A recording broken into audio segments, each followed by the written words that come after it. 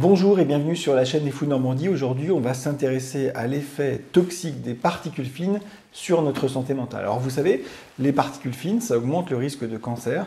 En tout cas, il y a plusieurs études qui laissent à penser qu'il y a un lien statistique entre l'exposition aux particules fines et l'augmentation du risque de cancer. Et bien là, on va s'intéresser à la même chose finalement, mais pour nous, pour la santé mentale, dans le sujet qui nous intéresse sur cette chaîne. Alors, comme d'habitude, vous trouverez le lien vers l'article dans la description de cette vidéo. Et cet article, il est intéressant parce qu'il va tester plusieurs types de liens statistiques entre différents types de particules en termes de taille. Vous savez, il y a des particules plus ou moins grosses qui sont produites notamment par les moteurs à explosion. Et donc là, il va s'intéresser à deux types de particules. Les PM 2.5, c'est-à-dire les particules qui sont inférieur ou égal à 2,5 micromètres de diamètre, et les PM10 qui sont les particules dont le diamètre est compris entre 2,5 et 10 micromètres. Et donc on va essayer de voir s'il y a un lien statistique.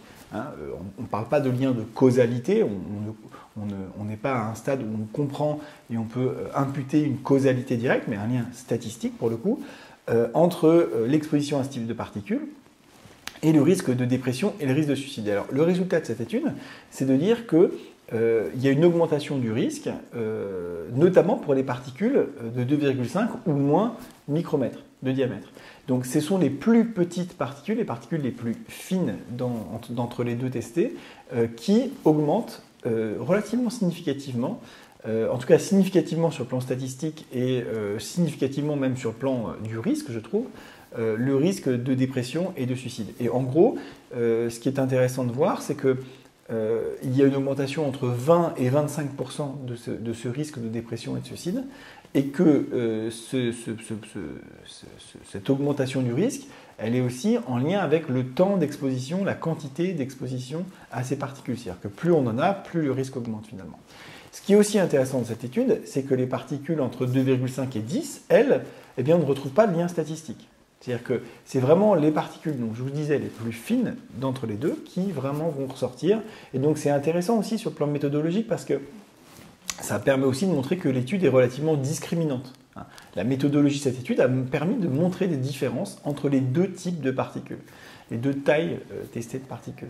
Donc vraiment une étude intéressante. Alors évidemment, c'est toujours terrible de se rendre compte que ce que l'humain a inventé est un facteur de stress et un facteur nocif pour lui-même.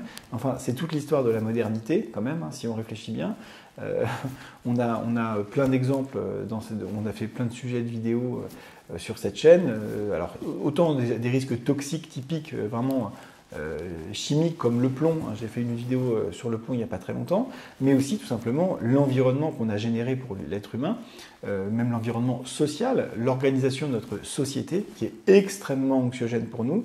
Et donc finalement, on se rend compte qu'on a passé ces X centaines dernières années à inventer un monde qui n'est pas fait pour nous, et c'était peut-être pas tout à fait une bonne idée, et peut-être qu'il faut interroger chez nous notre propre représentation de nous-mêmes, c'est-à-dire que comment on se considère nous-mêmes et comment finalement l'image que nous avons de nous-mêmes nous amène à développer un monde qui correspond à l'image qu'on a de nous-mêmes. C'est-à-dire qu'on a vraiment l'impression que l'être humain se pense comme un robot, s'imagine comme un robot, et finalement organise un monde fait pour les robots et non pas pour les êtres humains.